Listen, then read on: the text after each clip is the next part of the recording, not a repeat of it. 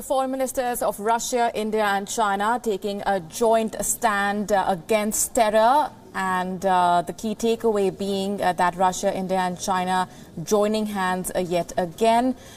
As symbolic through that photo opportunity as we speak as well, uniting against fighting terror.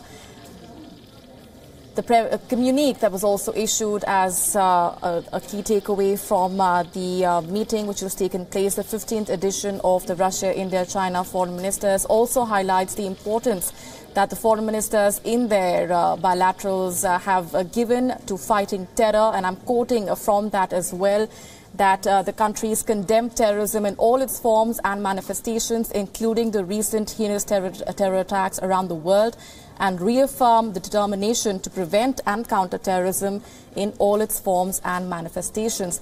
Let's go straight across now to WION senior editor Surya Gagadharan, who's joining us for more on this from the newsroom. Surya, what according to you have been the key takeaways from that crucial 15th edition of the RIC?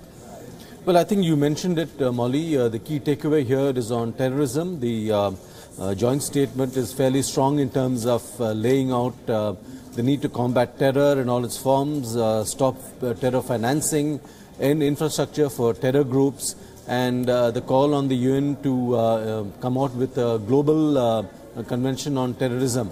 Of course, Pakistan is not mentioned, but otherwise India has no reason to feel dissatisfied with what the declaration has come out with. It's another matter, of course, that one of the countries that has been instrumental in backing Pakistan on terrorism is China, and Mr. Wang Yi as foreign minister has a lot to answer there, but clearly when it comes to diplomacy there are other rules that are in force. So clearly terrorism, yes, and a major gain for India there.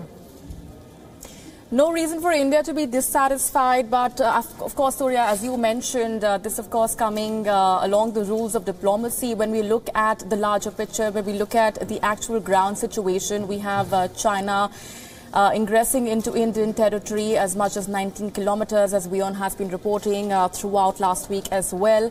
And we've seen how these transgressions in a way have increased on part of China during this crucial meeting, yet again along expected lines.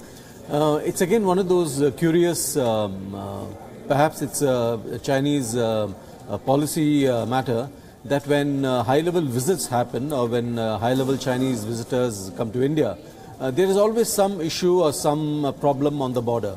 We saw it in the case of Premier Li Keqiang when he, just before his visit to India sometime in June 2013, when we had that standoff in the Dapsang Plains. 250 odd Chinese troops pitched tent and stayed there for 3 weeks. We saw a similar thing when President Xi Jinping came to India in 2014. This time it was in Chumar in eastern Ladakh. So it's rather curious why the Chinese insisted on going ahead with such high-level events and also have this thing going on the side. Perhaps it's a way of telling India that despite all the talk that is going on, they still see India as an adversary. They have issues with India.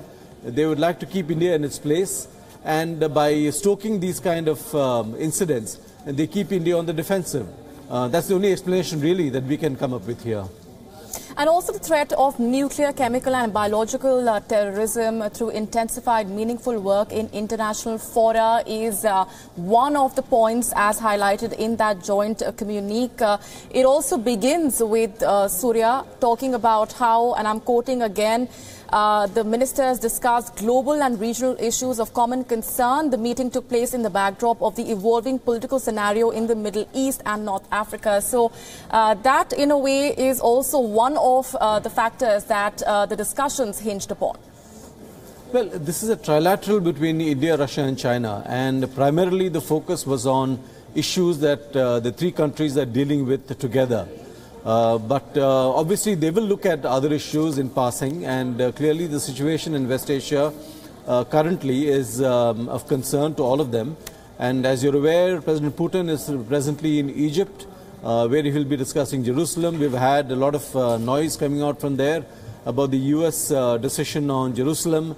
So clearly these are issues of concern, but not of direct concern as far as this trilateral is concerned. We're going to leave it there for the moment, Surya. Appreciate you joining us with all of those perspectives. So we're continuing to break down the key takeaways from that 15th edition of the foreign ministers of Russia, India and China. That meeting just concluded, and the joint press conference also that was addressed by the foreign ministers.